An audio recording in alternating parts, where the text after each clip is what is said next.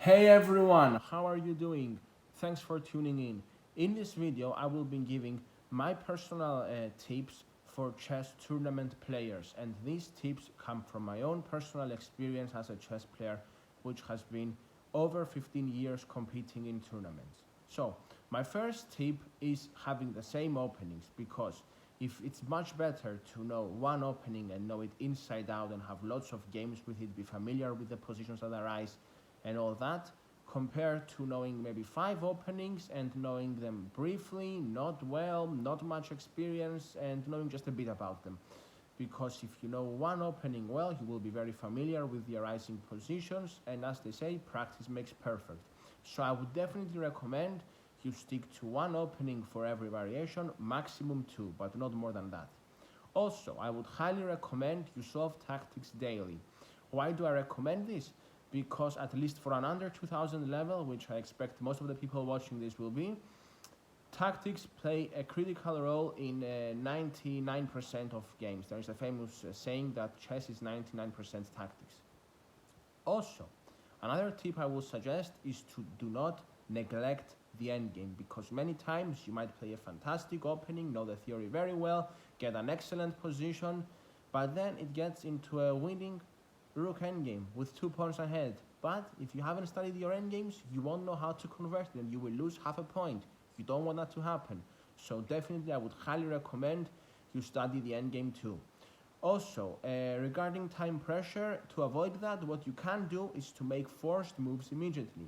For example, in the Berlin defense, if they play queen takes d8, then you can play king takes d8 first and then write it down. Like that, you save some seconds, which could be useful in the future. Also, I would highly recommend, especially if you're in time pressure, to think in your opponent's time and to not wander around, but to be there at the board so that whenever they make the move, you don't need to re-familiarize yourself with the position. Another tip is to go to the toilet before you get into time pressure, because the last thing you want is to have very little time and also want to go to the toilet. And another very useful advice is to not rush if your opponent has time pressure. That's a mistake that I have done myself.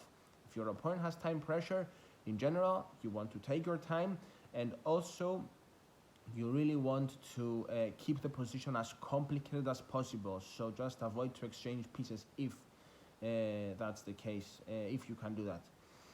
Another practical advice is to have a good breakfast and sleep, but if, for example, you are playing in the UK where double rounds are a tradition, what you can do is also have a light meal between the rounds, but don't eat too much between the rounds because it will take time for your body to digest.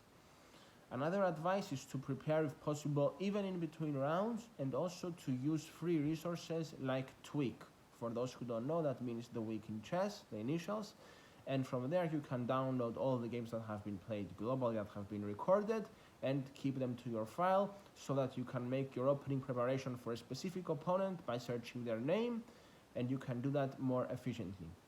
Also have your opening files ready and backed up. That means in case you have like a problem with your laptop, the files are not completely lost and you have to go through them again, but they are saved somewhere like on a USB, for example. Also, if you're traveling, live near to the playing venue if playing in another city or country. So this is a practical advice so that you can go quickly back to your room between the rounds if you finish early. Yeah, because especially in the UK, more often than not, you will be traveling to go to tournaments. Not so many in your local city, perhaps. Also, moving on, I would highly recommend that you analyze briefly your games, perhaps with an engine, perhaps not, that's your call, but the serious analysis should take place when the tournament is over. Don't get too stuck with what happened and you lost in game 7, for example, because game 8 might be in the next morning in a few hours and you haven't even seen who you're playing against. So in general, no matter what happens, it cannot change, so you need to be able to move on to the next game in terms of your mindset. My last advice is a very simple one, but to know what time the round starts, where is the playing venue, and have a clear plan for how you're going to get there. Know how much time it takes you to get there, especially if you're going there for the first time, because the last thing you want is to get defaulted, especially if you have paid a lot of money to play in that tournament, like for all the costs.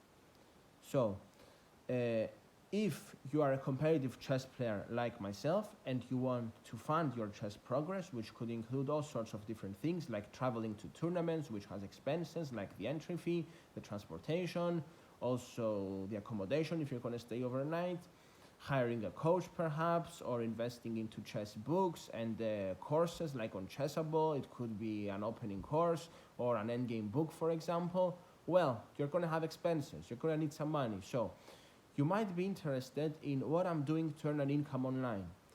If you're interested, then what you need to do is go to www.nicolasskiatos.co.uk. The link is in the description. Insert your name and email and watch my free web class where you will learn the 3 secrets my mentors use to generate a consistent income online and how you can do it too, even if you have no previous experience, qualifications, or no product to sell.